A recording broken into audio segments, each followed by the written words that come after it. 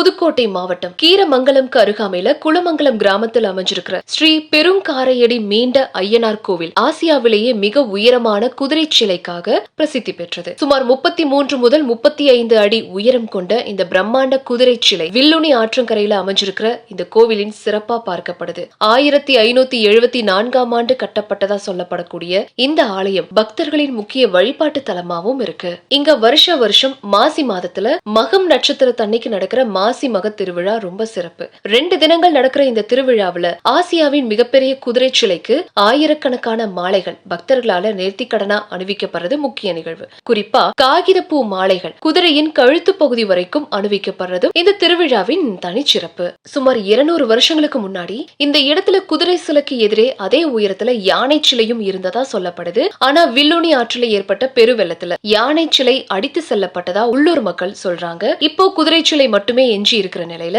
அதை புதுப்பிக்கப்பட்டு இன்னைக்கு ஆசியாவின் மிகப்பெரிய குதிரை சிலையா காட்சி கொடுக்குது. அது மட்டும் இல்லாம ரசாயன கலப்பு இல்லாம இயற்கை பொருட்களால இந்த குதிரை சிலைக்கு வர்ணம் பூசப்பட்டிருக்கிறதாவும் சொல்லப்படுது.